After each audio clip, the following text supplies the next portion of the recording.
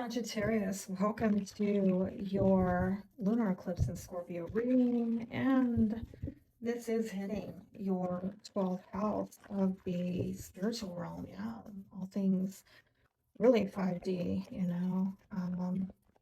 dream activity. But it can also be, a house of solitude, a house of really personal private stuff, maybe that you're not even aware of within yourself, your subconscious. It can even be a house of your own undoing, self-sabotage, right? It's a house of healing as well. So there's probably some kind of culmination, ending occurring within your life, something you're having to release, having to do with that area of your life. And it might have to do with prisons, it might have to do with hospitals, seclusion, okay? Um, really, really private stuff. But let's see what the cards have to say here about what is empowering you at this time. What is empowering you at this time? And I'm seeing the Star card. You know what? I've done all other signs leading up to yours, and you're the first one who's gotten this. And it could be an Aquarius. It could be an Aquarian is in some way empowering you. For others of you, if it's not an Aquarian, we're looking at maybe a soulmate. We're looking at very faded energy, okay? We're looking at something that is maybe coming from an astrological alignment, okay? Something that is for, I'm hearing for a time such as this, okay? But it is also a card of healing. So again, I'm getting another layer here of what's empowering you is maybe whatever it is you're releasing in this 12th house at this time in Scorpio is helping you, it's empowering you to come into a higher level of healing and maybe even wish fulfillment, okay? Possibly involving soulmates, okay? Let's see what is disempowering you at this time.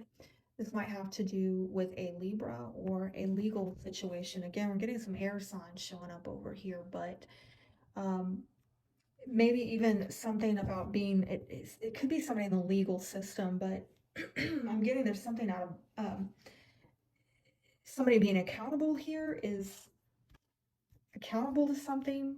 I'm also getting some karma here. A lot of major arcana where it's very faded energy, and you're possibly having to look at um, what you've invested yourself into, and maybe a soul contract or some kind of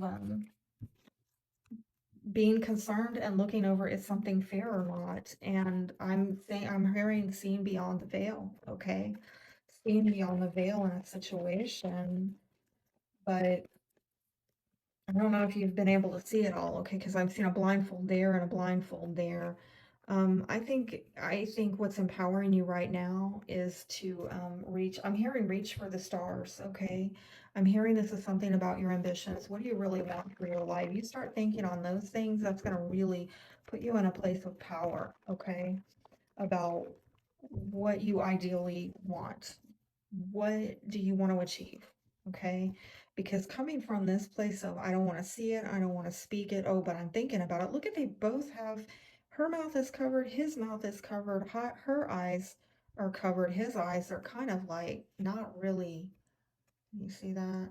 His eyes are, there's something going on with the mouth and the eyes covered. If somebody doesn't want to see something or speak it, and it's coming in a position of disempowerment. And I feel that you're really being advised right now to really think on what is going to heal you. What do you idealistically want? What are your ambitions? Okay, that's going to put you in a place of power.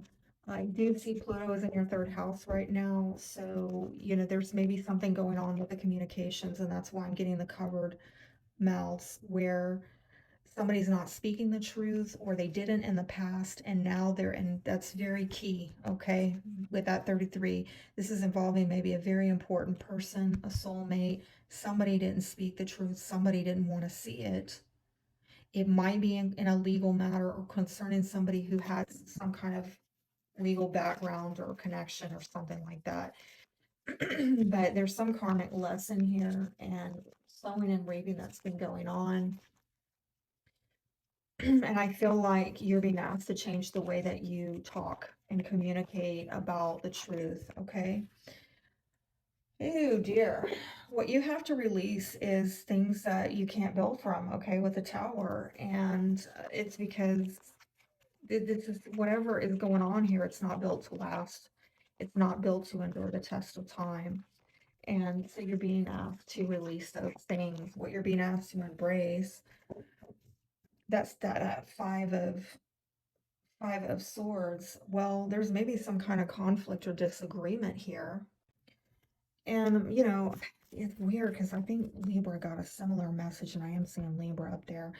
It's it's an odd message, like you're being asked to embrace verbal sparring conflicts. I mean, to be honest with you, this Tower card, you're gonna have to let it go. All right. I mean, it's the spirit saying, stepping in, saying, you're not ready to let it go. Too bad. This is kind of what happens when we know we got to let something go and we don't.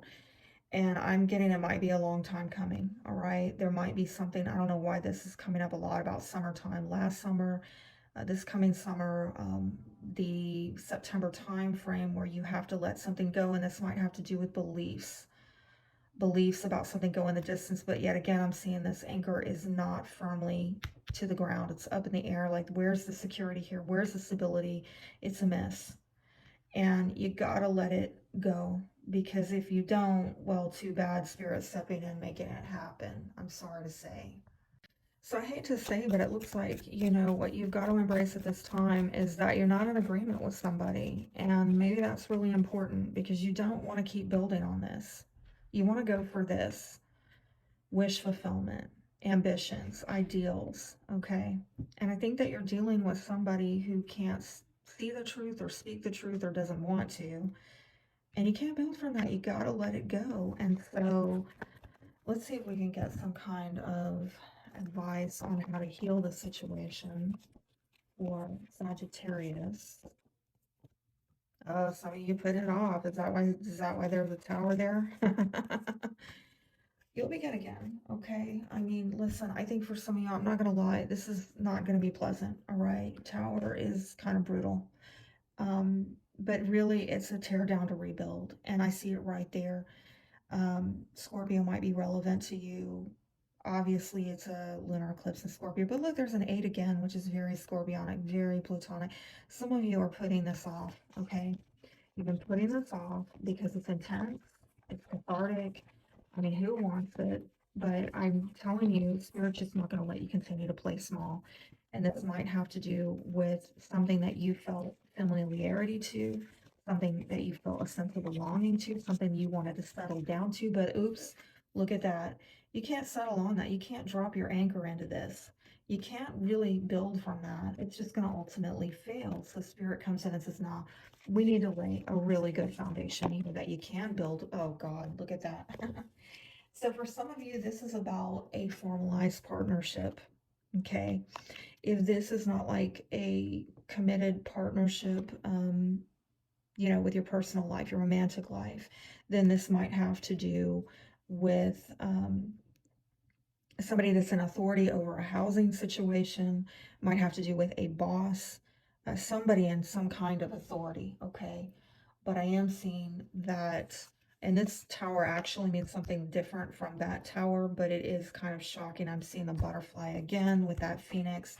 Listen, whatever is falling down and collapsing right now, there's an integrity issue. There's a lack of wholeness. There's a lack of structural integrity, okay? And then that's why you're being asked to let it go.